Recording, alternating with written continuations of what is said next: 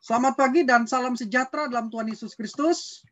Berjumpa kembali dengan saya Sam, teolog Protestan Karismatik di BFM channel ini. Kiranya kasih karunia dan damai sejahtera dari Allah Bapa dan Tuhan kita Yesus Kristus dan persekutuan Roh Kudus menyertai kita sekalian. Pada kesempatan pagi ini saya akan melanjutkan sesi khotbah yang keempat tentang akhir zaman. Kali ini dengan subtopik atau subtema kematian dan kebangkitan tubuh. Mari kita membaca nas bacaan kita sebagai dasar pembahasan kita hari ini 1 Tesalonika pasal 4 ayat 15 sampai 17. Dikatakan di sana, ini kami katakan kepadamu dengan firman Tuhan. Kita yang hidup, yang masih tinggal sampai kedatangan Tuhan, sekali-kali tidak akan mendahului mereka yang telah meninggal. Sebab pada waktu tanda diberi, yaitu pada waktu penghulu malaikat berseru, dan sangkakala Allah berbunyi, maka Tuhan sendiri akan turun dari surga, dan mereka yang mati dalam Kristus akan lebih dahulu bangkit. Sesudah itu kita yang hidup yang masih tinggal akan diangkat bersama-sama dengan mereka dalam awan menyongsong Tuhan di angkasa. Demikianlah kita akan selama-lamanya bersama-sama dengan Tuhan. Saya mulai dengan opening statement saya dulu. Suatu ketika di masa yang akan datang, pada saat kedatangan Kristus kembali, kedatangannya pada tahap dia datang di angkasa, akan terjadi peristiwa kebangkitan orang-orang mati yang ada dalam Kristus. Dan pengubahan tubuh orang-orang percaya yang masih hidup. Pada peristiwa ini, hanya orang-orang mati dalam Kristus yang dibangkitkan. Sekali lagi, hanya orang-orang mati di dalam Kristus yang dibangkitkan, itu pada peristiwa kedatangan Kristus di angkasa. 1 Tesalonika 4 ayat 16 tadi terdapat proses seperti itu. Mereka yang mati dalam Kristus. Jadi hanya orang-orang yang mati dalam Kristuslah yang akan dibangkitkan. Itu berarti pada peristiwa kedatangan Kristus atau pada hari pengangkatan gereja, orang-orang percaya perjanjian lama tidak dibangkitkan pada tahap itu. Kapan orang perjanjian lama akan dibangkitkan? Nanti pada waktu kedatangan Kristus kembali ke bumi sebagai raja di atas segala raja untuk mendirikan kerajaan 1000 tahun. Pada saat itulah orang-orang kudus perjanjian lama akan dibangkitkan. Tetapi pada saat kedatangan Kristus di angkasa, pada peristiwa pengangkatan gereja saat itu, hanya orang-orang yang mati dalam Kristus yang dibangkitkan atau gereja yang akan dibangkitkan, sedangkan yang masih hidup akan diubah tubuhnya. Maka terjadilah apa yang disebut dengan rapture atau pengangkatan gereja berjumpa dengan Kristus di angkasa.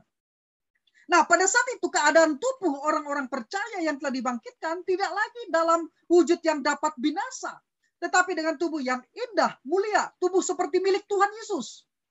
Peristiwa kebangkitan ini disebut kebangkitan pertama. Nah, sekarang yang menjadi pertanyaan kita, pertanyaan penting kita adalah, bagaimana keadaan setelah kematian? Apakah kematian adalah akhir dari segalanya? Lalu kita tidak ada lagi, lenyap begitu saja. Menurut Alkitab, kematian adalah perpisahan antara tubuh dan jiwa atau roh, atau keadaan tubuh yang tidak memiliki roh. Dapat dilihat Yakobus pasal yang kedua ayat 26. Manusia itu terdiri dari materi dan non-materi. Materi adalah tubuh kita. Ada mata kita, hidung kita, telinga kita, kaki kita, tangan kita. Seluruh anggota tubuh kita ini adalah bagian materi kita. Lalu yang kedua bagian non-materi, yaitu jiwa dan roh kita. Nah, bagian yang materi ini tubuh kita suatu saat akan dikuburkan kembali menjadi tanah. Sedangkan bagian non-materi kita, jiwa dan tubuh kita, tidak akan lenyap. Jiwa dan roh itu kekal. Matius pasal 10 ayat 28. Sedangkan tubuh itu bersifat sementara. Roma pasal 6 ayat 12. 2 Korintus pasal 4 ayat yang ke-11.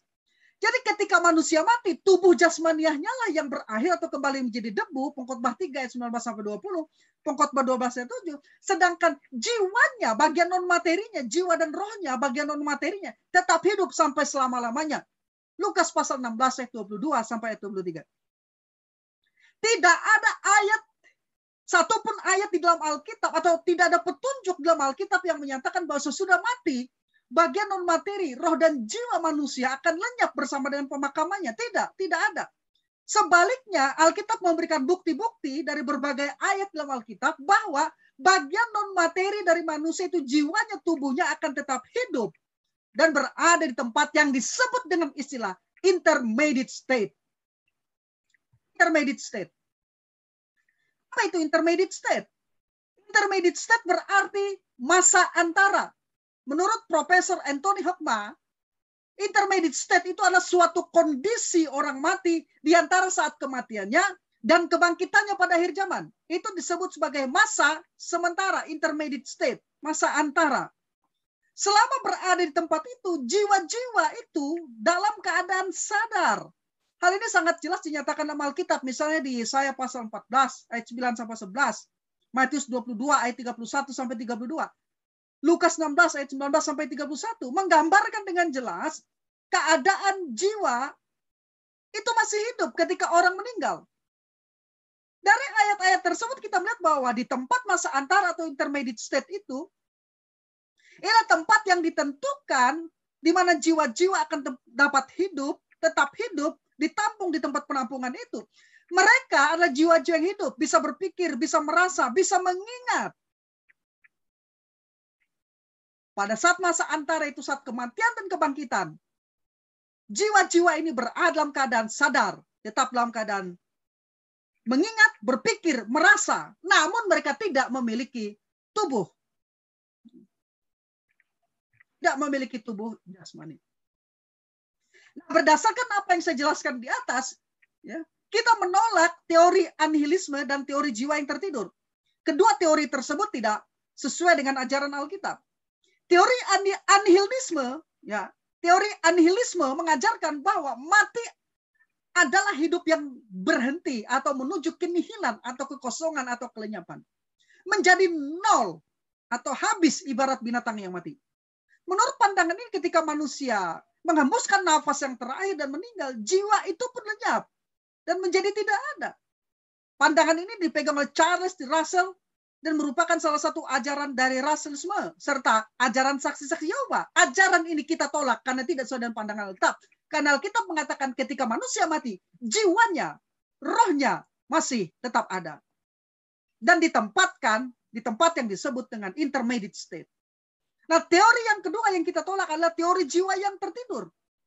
Teori ini menyatakan bahwa di antara kematian dan kebangkitan, jiwa berada dalam keadaan yang tidak sadar. Ini bertentangan dengan ayat-ayat Alkitab, khususnya dalam perumpamaan Yesus ketika berbicara tentang orang kaya dan Lazarus. Di mana keduanya, baik orang kaya itu maupun Lazarus maupun Abraham, adalah orang yang memiliki kesadaran, ingatan, perasaan, dan memiliki keadaan di mana menunjukkan kehidupan. Bukan tidak sadar. Menurut Profesor Maynard G. Erickson, di abad ke-16 banyak anggota golongan Anabaptis dan golongan Sosianisme rupanya menganut anggapan bahwa pada saat itu jiwa orang mati dalam keadaan tertidur tanpa mimpi.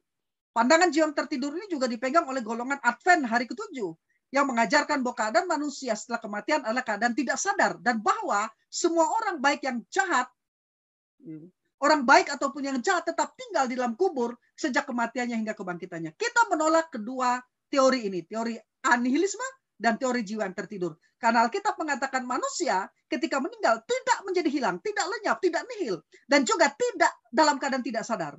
Tapi manusia akan tetap ada, eksis, jiwa dan rohnya masih memiliki kesadaran, ingatan, perasaan, dan dapat dalam keadaan hidup. Saudara-saudaraku yang dikasihi oleh Tuhan, sekarang yang menjadi pertanyaan selanjutnya adalah di mana intermediate state itu? Tempat penampungan sementara itu, tempat masa antara itu, intermediate state itu di mana sebetulnya? Nah, perhatikan, tempat penantian sementara atau intermediate state itu disebut sebagai tempat dunia orang mati, yaitu Sheol dalam bahasa Ibrani-nya dan Hades di dalam bahasa Yunani-nya. Istilah Sheol dalam perjanjian lama dengan Hades dalam perjanjian baru itu sinonim. Profesor Henry C. Tyson mengatakan kedua kata ini, Sheol dalam perjanjian lama dan Hades di dalam perjanjian baru, diakui oleh semua sarjana sebagai kata-kata yang sama tepat artinya. Profesor Paul N. dalam The Moody Handbook of Theology menyebutkan istilah perjanjian baru yang digunakan untuk menjelaskan kehidupan setelah kematian adalah Hades dan ekuivalen dengan istilah Ibrani Sheol. Di dalam Septuaginta, terjemahan Yunani dari perjanjian lama, kata Sheol hampir selalu diterjemahkan dengan kata Hades. Hades asal mulanya adalah kata ganti kepunyaan nama dari Allah dunia bawah yang memerintah atas orang mati. Jadi, di mana tempat intermediate state itu? intermediate state itu berada di tempat dalam bahasa Ibrani Sheol dan dalam bahasa Yunani Hades. Selanjutnya, ya, di dunia orang mati ini ada dua ruangan terpisah. Di intermediate state ini, ya, di dunia orang mati ini ada dua tempat yang terpisah.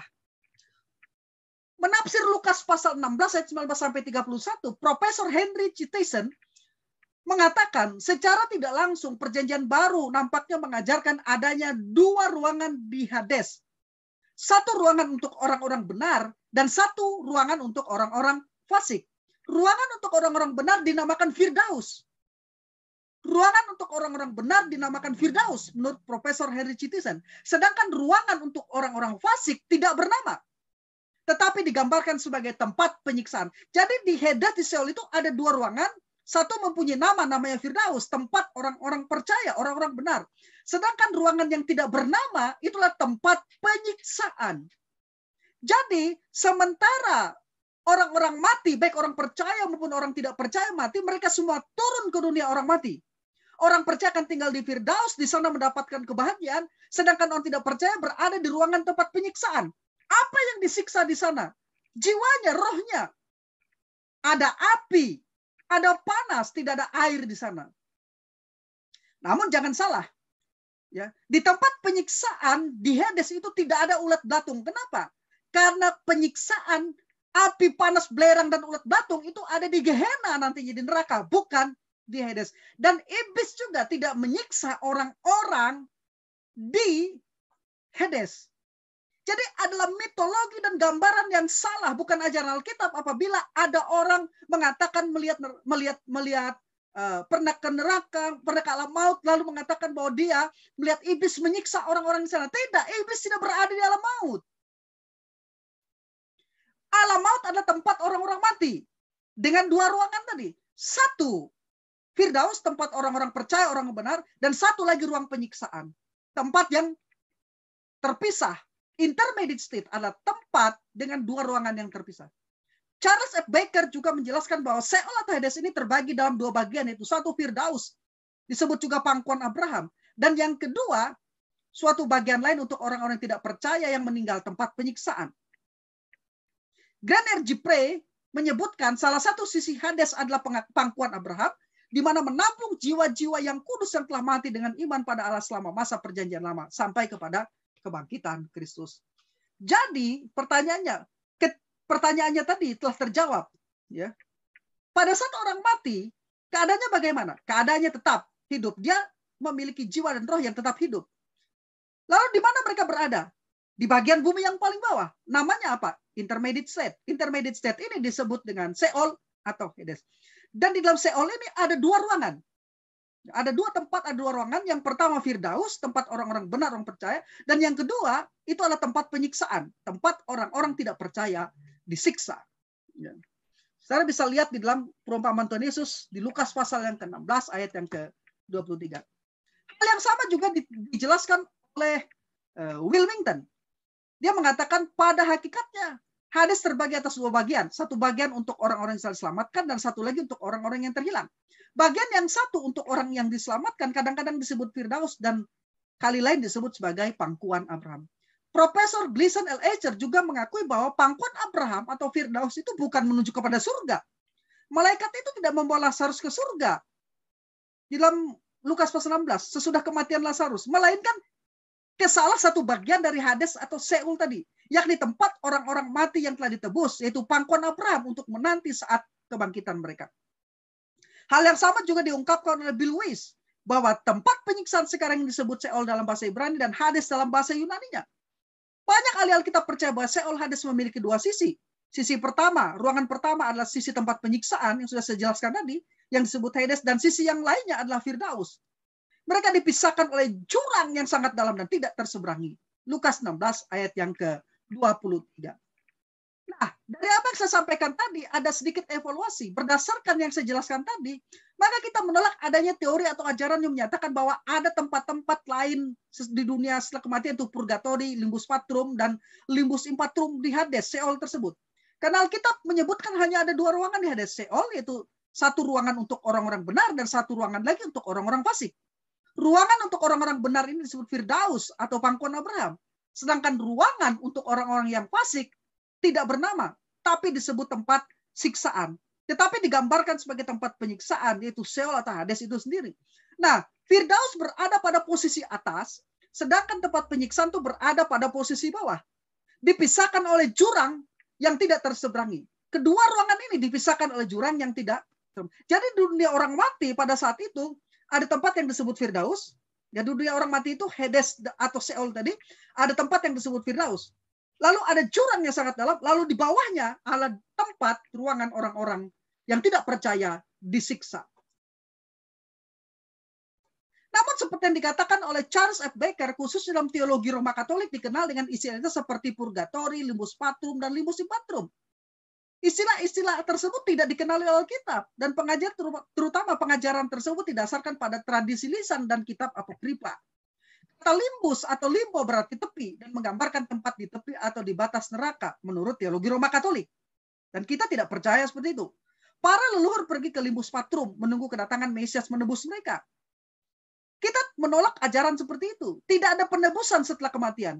Keselamatan ditentukan pada saat manusia hidup. Sebab itu, Injil diberitakan kepada orang hidup, bukan kepada orang mati. Penginjilan kepada orang mati jelas tidak alkitabiah dan bisa dikatakan itu sesat. Jadi kita menolak istilah-istilah seperti itu. Misalnya semua bayi yang meninggal tanpa dibaptis pergi ke limbus impatrum karena bayi meninggal namun tidak dibaptis tidak akan selamat. Tetapi karena mereka tidak memiliki dosa dari diri mereka, maka mereka dibebaskan dari api neraka. Atau jiwa yang menyesal melalui periode penderitaan disucikan dari dosa-dosa ringan yang dapat diampuni sebelum manusia diterima dari Allah. Tempat ini disebut purgatori. Kita menolak teori-teori seperti ini, pandangan-pandangan seperti ini. Nah, selanjutnya, tempat Firdaus sebelum dan sesudah kematian Kristus. Ini penting sekali. Tempat Firdaus sebelum dan sesudah kematian Kristus. Tadi saya jelaskan bahwa Firdaus itu berada di dunia orang mati. Itu sebelum kematian Kristus. Firdaus dalam pandangan teologi premilenialisme berada di lokasi yang berbeda sebelum dan sesudah kebangkitan Kristus. Sekali lagi, Firdaus di dalam pandangan teologi premilenialisme berada di lokasi yang berbeda sebelum dan sesudah kebangkitan Kristus. Sebelum peristiwa kebangkitan Kristus, perhatikan, baik orang fasik jahat maupun orang benar, orang saleh digambarkan sebagai turun ke Seol atau Hades. Profesor Henry C. Tison mengatakan perjanjian lama mengajarkan bahwa kehidupan setelah kematian itu ada. Dikatakan bahwa semua orang akan turun ke Seol, dunia orang mati. Hades dalam perjanjian baru. Orang fasik tentu saja pergi ke situ. Mazmur 9 ayat 18, Mazmur 31 ayat 18, Mazmur 49 ayat 15, Yesaya 5 ayat 14. Dikatakan bahwa Korah, Datan, dan Abiram telah hidup-hidup ke Seol. Bilangan 16 ayat 33. Akan tetapi Alkitab juga mengatakan orang-orang yang benar juga pergi ke situ. Ayub 14 ayat 13, Ayub 17 ayat 16, Mazmur 6 ayat 6, Mazmur 16 ayat 10, dan Mazmur 88 ayat 4. Dikatakan dalam Alkitab Yakub menantikan saatnya dia bisa pergi ke anaknya Yusuf di Seol. Kejadian pasal 37 ayat 35. Bandingkan Kejadian 42 ayat 38, Kejadian pasal yang ke-44 dan ayat 29. Raja Hizkia memandang kematian sebagai memasuki pintu gerbang dunia orang mati, Seol. Yesaya 38 ayat 10. Pikiran pergi ke Seol nampaknya juga diungkapkan, merupakan ungkapan yang sering dipakai, yaitu dikumpulkan kepada kaum leluhur. Misalnya di Kejadian 25 ayat 8-17, Kejadian pasal 35 ayat 29, Bilangan 20 ayat 24, Ulangan 32 ayat 50, dan Hakim-Hakim ayat yang kedua sampai ayat yang ke-10. Jadi, sebelum kebangkitan Kristus, peristiwa kebangkitan Kristus, semua orang mati itu turun ke Hades, baik orang percaya maupun orang tidak percaya, mau turun ke Hades. Ya. Jadi Firdaus itu masih berada di bawah. Tetapi setelah kebangkitan Kristus, nampaknya telah terjadi sedikit perubahan. Keadaan di Seol Hades terjadi perubahan karena lokasi pangkuan Abraham atau Firdaus ini telah dipindahkan dari Hades ke Seol. Dari Hades atau Seol ke surga. Sekali lagi, lokasi pangkuan Abraham Firdaus ini setelah kebangkitan Kristus telah dipindahkan dari Seol, dari Hades ke surga. Kita ingat pada waktu Yesus di atas kayu salib, yang di sebelah kanannya, yang disalib bersama Yesus itu, Yesus katakan kepadanya, hari ini kau ada bersama-sama dengan aku dalam Firdaus. Firdaus waktu itu belum di atas. Belum di surga, tetapi berada di bawah. Karena dikatakan, Yesus kemudian pada waktu kematiannya turun ke alam maut. Hari ini juga kau bersama-sama dengan aku dalam Firdaus. Firdaus pada saat itu, sebelum kebangkitan Kristus berada di alam maut. Ruangan Firdaus itu, yang bernama Firdaus itu berada di alam maut, ya, di Hades. Ya. Nah, ketika Kristus bangkit, ya, Kristus yang turun ke alam maut ini membawa tawanan-tawanan yang berada dalam Firdaus ini dan membawa Firdaus ke surga. Sehingga sejak saat itu Firdaus merupakan bagian dari surga di atas. Sejak saat itu semua orang mati dalam Kristus itu tidak lagi turun ke alam maut, tapi langsung ke Firdaus yang merupakan bagian dari surga.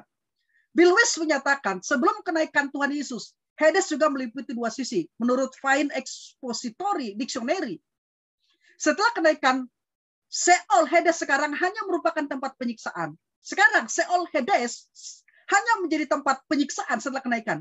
Firdaus dipercaya, ruangan yang bernama Firdaus dipercaya telah dipindahkan ketika Yesus turun selama 3 hari ke pusat bumi dan kemudian bangkit dan membawa orang-orang kudus bersamanya. Sejak saat itu Alkitab menggambarkan orang-orang yang percaya mati dalam Kristus langsung menghadap kehadirat Kristus. Bandingkan 2 Korintus 5 ayat 6-9, Filipi 1 ayat 23, Wahyu 6 ayat 9-11. Mereka akan dibawa ke Firdaus yang kini berada di atas. Sedangkan orang-orang yang tidak percaya kepada Kristus ketika mati akan langsung turun ke Hades untuk disiksa. Jadi di situ perbedaannya. Tempat Firdaus ya dibedakan lokasi posisinya sebelum dan sesudah kebangkitan Kristus. Sebelum kematian Kristus, Firdaus itu masih berada di bawah. Tapi setelah kebangkitan Kristus, Firdaus itu dibawa oleh Kristus ke atas bersama dengan orang-orang percaya perjanjian lama. Sejak saat itu semua orang yang mati dalam Kristus tidak lagi ke bawah. Karena Firdaus telah dipindahkan ke atas. Tapi ke atas Firdaus adalah bagian dari surga. Pendapat yang sama disampaikan oleh Profesor Henry Chittison yang mengatakan demikian. Ada kemungkinan bahwa ketika Kristus bangkit, ia tidak hanya membawa bersama dia buah sulung manusia yang dibangkitkannya secara jasmani, namun juga jiwa semua orang benar, orang percaya perjanjian lama yang berada di Hades.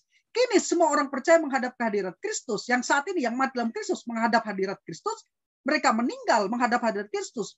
Langsung ke Firdaus di atas. Sedangkan orang-orang yang tidak percaya saat ini tetap pergi ke bawah, ke Hades, untuk mengalami siksaan di sana, di tempat penyiksaan, tempat intermediate state yang disebut Seol atau Hades.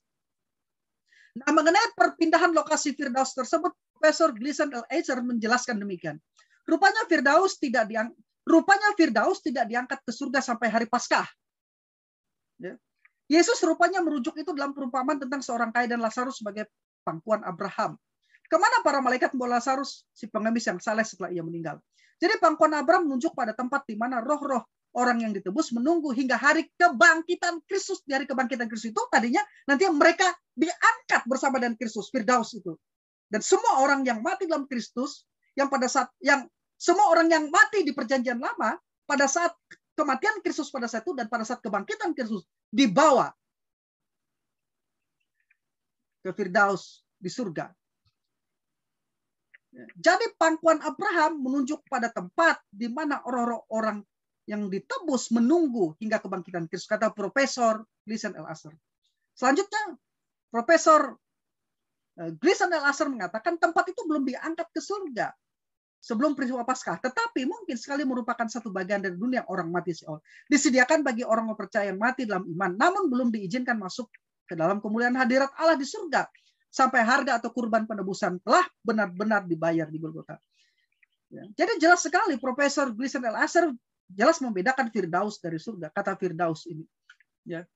Jadi ringkasnya, ya, peristiwa kebangkitan Kristus membedakan tempat lokasi Firdaus itu. Sebelum peristiwa kebangkitan Kristus, Firdaus masih berada di bawah. Dan semua orang yang mati, yang percaya juga turun ke bawah. Sama seperti orang fasik juga turun ke bawah. Hanya tempatnya berbeda.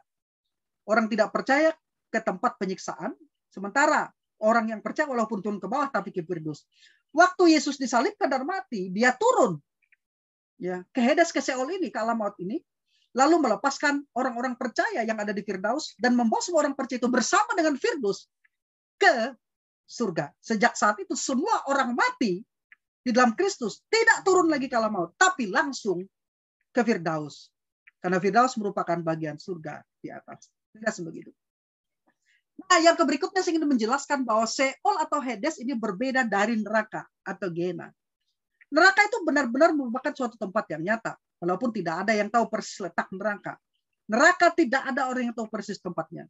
Tapi Hades atau Seol tahu tempatnya. Tempatnya ialah di bagian bumi yang paling bawah. Ya. Jadi orang mati di kuburan ada lagi bagian bumi yang paling bawah. Ini disebut alam maut. Tempat intermediate state. Hades itu kita ketahui tempatnya, diketahui tempatnya. Tapi neraka belum ada yang tahu.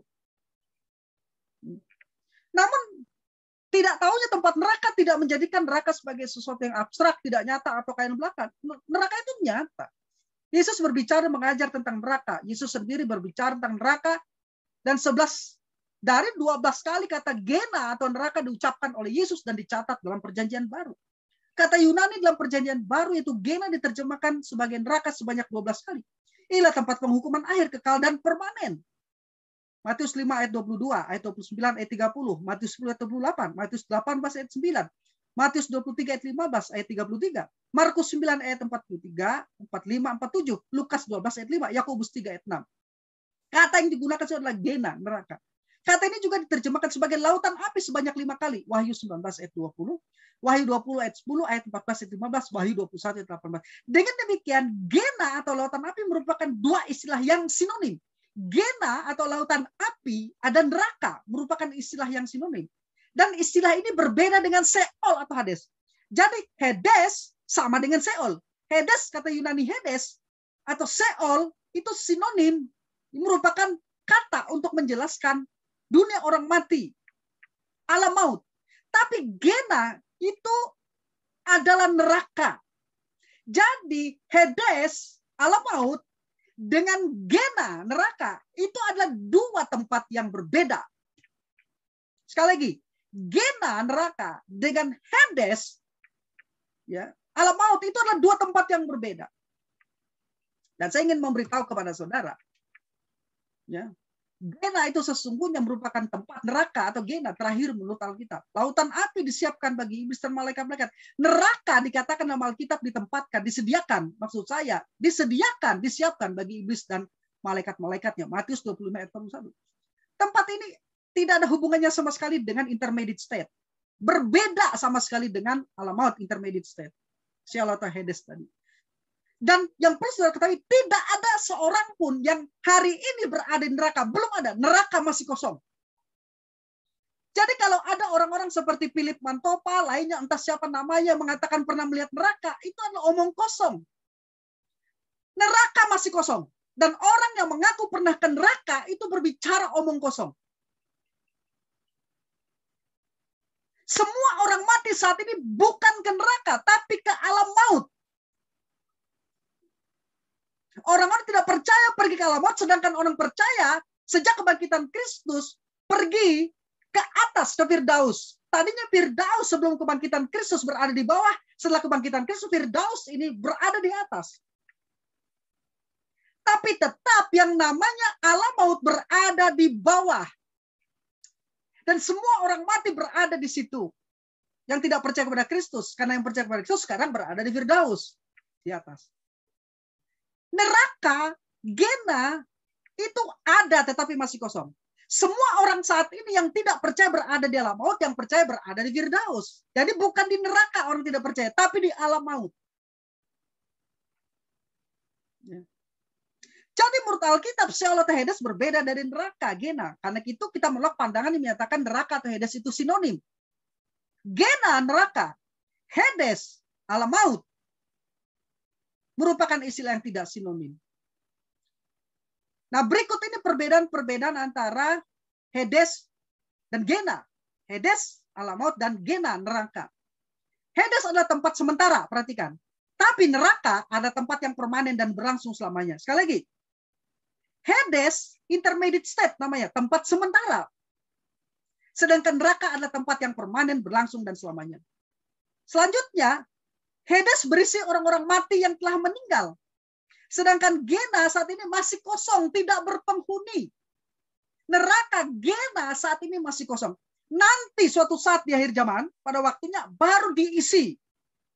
Siapa yang mengisi neraka itu? Alkitab menyebutkan ini urut-urutan orang yang akan dilemparkan ke neraka. Ke Gena nantinya. Yang pertama, binatang dan nabi palsu. Baca Wahyu pasal 19 ayat 20. Binatang antikris dan nabi palsu. Itu yang pertama dilemparkan ke neraka. Wahyu pasal 19 ayat 20. Dalam kitab Wahyu, binatang itu antikris itu dikatakan berasal dari dalam laut. Dan nabi palsu itu, saudara, tentu saja nabi palsu itu harus orang Yahudi. Karena dalam sejarah Alkitab yang namanya nabi sejati maupun palsu itu berlatar belakang orang Yahudi. Tapi binatang itu dikatakan dari dalam laut, antikris dari dalam laut. Itu berarti gambaran bangsa-bangsa asing. Maka antikris itu bukan orang Yahudi, tapi nabi palsu yang mendukung antikris ini harus orang Yahudi. Antikris bukan orang Yahudi sekali lagi. Karena binatang itu muncul dari dalam laut. Dan ini gambaran dari bangsa-bangsa asing. Laut selalu bicara bukan orang Yahudi. Tapi nabi palsu itu orang Yahudi. Karena dalam sejarah Alkitab yang namanya nabi asli atau nabi palsu itu selalu orang Yahudi. Ya. Nah, binatang dan nabi palsu inilah yang suatu saat, suatu ketika yang pertama dilemparkan ke Gehenna, ke neraka.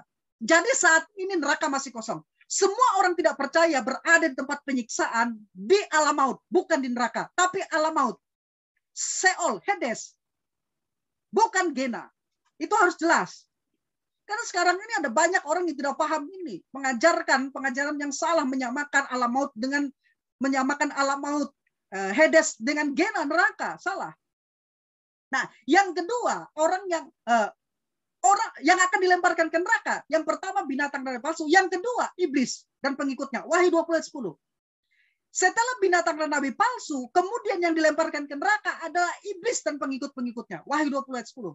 Dan yang ketiga yang dilemparkan ke Gehenna itu adalah maut dan kerajaan maut. Hades nantinya tempat penampungan sementara suatu ketika juga akan dilemparkan ke Gehenna, ke neraka. Jadi jelas Hades berbeda, alam maut berbeda dari neraka. Karena alam maut, kerajaan maut itu suatu saat akan dilemparkan ke neraka. Ayatnya di mana? Wahyu 20 ayat 14, jelas. Dan yang paling terakhir, yang keempat, yang akan dilemparkan ke neraka adalah orang-orang fasik yang namanya tidak tercatat dalam kitab kehidupan. Orang-orang fasik ini adalah orang-orang yang tidak percaya di zaman Adam, sejak Adam, ya, sampai kepada Kristus datang kembali setelah kerajaan 1000 tahun itu. Ya. Semua orang itu yang telah mati itu dibangkitkan dalam kebangkitan yang kedua.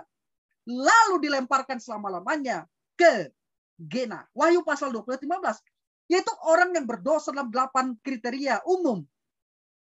Orang apa? Orang tidak percaya, orang penakut, orang tidak percaya, orang keji, orang pembunuh, orang sundal, tukang sihir, penyembah berhala, dan semua pendusta. Mereka tidak mendapatkan bagian dalam kerajaan surga, tapi mendapat bagian dalam lautan api yang menyala-nyala oleh api dan belerang. Ini disebut kematian yang kedua. Ya. Jadi jelas, ya, Gehenna, neraka berbeda dari hidup. Maka jangan percaya dan kesaksian-kesaksian orang pernah ke neraka. Tidak ada. Belum, neraka ada. Neraka memang ada, tapi masih kosong. Urutannya jelas tadi. Siapa yang akan dilemparkan ke neraka?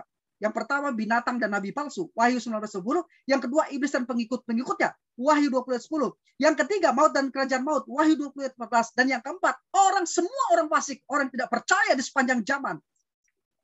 Ya. Itu dilemparkan ke neraka. Baik yang hidup yang mati dibangkitkan, dan yang hidup akan langsung dilemparkan ke Gehenna. Ya. Dan dikasih oleh Tuhan, di Firdaus orang percaya menanti kebangkitan tubuh. Saat ini di Firdaus, baik orang percaya perjanjian lama maupun orang percaya perjanjian baru, karena Firdaus sudah berada di atas saat ini. Menanti kebangkitan tubuh pada hari kedatangan Kristus kembali di akhir zaman. Pada saat itulah tubuh yang baru, itu tubuh kemuliaan, akan menyatu dengan jiwa dan roh untuk selamanya. Saudara, sementara di alam maut saat ini orang disiksa jiwa dan rohnya tanpa tubuh. Tapi nanti orang-orang yang mati, yang tidak percaya, akan diberikan tubuh dan disiksa selamanya dengan tubuh neraka. Maka di sana tempat siksaan itu kekal selama-lamanya. Dan yang menyiksa, yang membuat orang tersiksa di sana bukan hanya karena api, belerang, lautan api, nyala-nyala, api yang luar biasa dengan belerangnya, tapi juga ada belatung yang akan menggerogoti tubuh. Belatung yang tidak akan mati. Selama-lamanya siksaan. Orang tidak percaya. Ya. Namun menurut perspektif premilenialisme pratribulasi, waktu kebangkitan orang percaya perjanjian lama berbeda dengan waktu kebangkitan orang percaya dalam Kristus gereja. Kebangkitan orang percaya dalam Kristus terjadi pada saat kedatangan Kristus di angkasa di awan-awan untuk menjemput mempelai gerejanya pada hari pengangkatan gereja. 1 Tesalonika 4 ayat 15. Sedangkan kebangkitan orang-orang kudus perjanjian lama dalam Daniel 12 ayat 2 dikatakan, dan orang-orang percaya yang mati pasca tribulasi, Wahyu 20 ayat 4, terjadi pada saat kedatangan Kristus kembali sebagai raja di atas segala raja untuk mendirikan dan memerintah kerajaan 1000 tahun. Jadi gereja Bethel Injil penuh adalah salah satu sinode yang dari 12 butir pengakuan imannya, di butir ke-12 mengakui bahwa gereja Bethel percaya, kami percaya bahwa Tuhan Yesus Kristus akan datang kembali sebagai mempelai gerejanya. Ini pada kedatangannya di angkasa. Dan sebagai raja di atas segala raja. Ini kedatangannya yang ke bumi untuk mendirikan kerajaan 1000 tahun. Nah, pada dua peristiwa, dari dua tahap kedatangan dua peristiwa berbeda ini, kebangkitan terjadi juga. Pada peristiwa kedatangan Kristus di angkasa, kebangkitan gerejanya, orang-orang yang mati dalam Kristus dibangkitkan, yang hidup diubahkan lalu bertemu dengan Tuhan. Tapi orang-orang mati perjanjian lama tidak dibangkitkan pada masa kedatangan Kristus di angkasa, tapi dibangkitkan pada saat kedatangan Kristus di bumi, saat Yesus datang mengalahkan antikris, yang melemparkan antikris ke neraka bersama dengan nabi palsu itu dan mendirikan kerajaan 1000 tahun. Pada saat itulah orang-orang kudus perjanjian lama dibangkitkan. Maka benar-benar genap nanti Yesus duduk di atas tahta Daud ketika mendirikan kerajaan 1000 tahun. Kalau Yesus tidak mendirikan kerajaan 1000 tahun dan menjadi raja, maka tahta Daud yang dijanjikan akan diduduki oleh Kristus, itu tidak ada artinya, tidak ada maknanya, tidak digenapi. Tahta Daud itu ada di bumi ini, bukan di surga. Maka untuk menggenapi bahwa Mesias akan duduk di tahta Daud, Yesus mendirikan kerajaan 1000 tahun dan memerintah sebagai raja. Orang-orang kudus perjanjian lama termasuk Abraham dan Daud akan bangkit pada waktu kedatangan Kristus di bumi pada saat dia mendirikan kerajaan 1000 tahun. Gitu. Saudara-saudaraku dikasihi Tuhan, namun saat ini Firdaus adalah tempat orang-orang percaya berada sementara mereka menanti kebangkitan tubuh. Firdaus berada di atas sejak kebangkitan Kristus. Saudaraku dikasihi Tuhan, ada berbagai macam kebangkitan yang disebut dalam Alkitab urut-urutannya. Di sesi yang kelima, minggu depan saya akan menjelaskan ini. Ya, 4 urut-urutan kebangkitan. Kebangkitan Kristus, kebangkitan orang percaya dalam Kristus pada saat kedatangan Kristus di angkasa sebagai mempelai gerejanya, dan yang ketiga, kebangkitan orang kudus perjanjian lama dan orang percaya yang mati pasca tribulasi. Ya. Kebangkitan terjadi saat kedatangan Kristus kembali di bumi untuk mendirikan kerajaan 1000 tahun. Dia datang sebagai raja di atas segala raja. Kebangkitan 1 dan 2 disebut kebangkitan pertama untuk memperoleh kehidupan. Sedangkan kebangkitan yang keempat adalah kebangkitan orang-orang fasik. Orang tidak percaya, orang-orang melihat Kristus terjadi pada akhir kerajaan 1000 tahun. Mereka dibangkitkan untuk dihukum secara kekal. Ini disebut kebangkitan yang kedua. Sekarang yang terakhir ingin saya jelaskan adalah bagaimana keadaan tubuh orang percaya yang telah dibangkitkan. Keadaan tubuh orang percaya telah dibangkitkan tidak lagi dalam wujud yang dapat binasa, tetapi dengan tubuh yang indah, mulia, dan tubuh seperti yang dimiliki oleh Tuhan Yesus. Menurut Rasul Paulus dalam 1 Korintus 15 ayat 42-43, tubuh kemuliaan memiliki sifat dan kualitas sempurna. Ada 4 karakteristik, ada 3 karakteristik dari tubuh kemuliaan. Yang pertama, tubuh kebangkitan bersifat mulia. Artinya tubuh itu tanpa dosa. Tidak akan terjatuh lagi ke dalam berbagai jenis dosa atau kejahatan. Seperti tubuh Kristus itu suci adanya, demikian juga tubuh kebangkitan semua orang percaya itu suci. Inilah kebangkitan, tubuh kebangkitan ya, yang memberi kemampuan kepada orang percaya untuk hidup dalam kesucian sampai selama-lamanya secara sempurna. Karakteristik yang kedua dari tubuh kebangkitan adalah tidak binasa. Artinya tubuh kebangkitan tidak akan mengalami kematian lagi. Tubuh kebangkitan adalah tubuh yang sanggup untuk bertahan hidup sampai selama-lamanya. Karena tubuh kebangkitan ini adalah tubuh yang baru tanpa dosa. Karakteristik yang ketiga dari tubuh kebangkitan, memiliki ketahanan yang sangat kuat. Artinya tubuh kebangkitan orang percaya nantinya tidak akan lagi mengalami kelemahan akibat penyakit, keletihan akibat beraktivitas. Tidak akan mengalami penuaan dan tidak akan mengalami kelemahan. Ayatnya di mana? 1 Korintus 15 ayat 51 sampai 55. Di sana Rasul Paulus mengatakan tentang tubuh kebangkitan kita begini. Sesungguhnya aku menyatakan kepadamu suatu rahasia. Kita tidak akan mati semuanya, tetapi kita semuanya akan diubah dalam sekejap. Pada waktu bunyi nafir yang terakhir. Sebab nafir akan berbunyi dan orang-orang mati akan dibangkitkan dalam keadaan yang tidak dapat binasa. Dan kita semua akan diubah.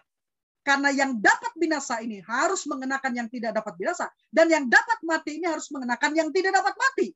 Dan sesudah yang dapat binasa ini mengenakan yang tidak dapat binasa. Dan yang dapat mati ini mengenakan yang tidak dapat mati. Maka akan genaplah firman yang tertulis. Maut telah ditelan dalam kemenangan. Hai maut, di manakah kemenanganmu? Hai maut, di manakah sengatmu? Itu tadi karakteristik dari tubuh kebangkitan. Akhirnya closing statement saya. Salah satu anugerah, keajaiban luar biasa yang akan dialami oleh orang percaya ketika Tuhan Yesus Kristus datang kembali adalah bahwa ia akan memberikan tubuh yang baru seperti tubuhnya yang mulia. Pemberian tubuh kebangkitan yang sempurna ini merupakan tindakan Kristus yang memiliki alasan yang kuat. Kenapa? Sebab jemaat gereja adalah miliknya yang akan tinggal dan hidup bersama-sama dengan dia di surga. Dan tentu saja merupakan hal yang mustahil untuk membawa jemaat ke surga dengan tubuh yang lama. Maka tubuh yang lama ini, yang cemar ini harus diubah, diganti dengan tubuh yang baru. Karena itulah tubuh orang percaya pada hari kebangkitan diganti dengan tubuh kebangkitan. Tubuh yang baru yang serupa dengan tubuh kemuliaan Kristus. Yang bersifat rohani, ilahi, dan kekal. Inilah pengharapan kita. Menanti orang-orang yang telah mati dalam Kristus, menanti tubuh kebangkitan. Sementara kita yang hidup akan diubahkan. Nanti suatu saat, pada saat Yesus datang kembali untuk yang kedua kalinya. Ini yang bisa saya sampaikan. Saya Sam, teolog Protestan karismatik.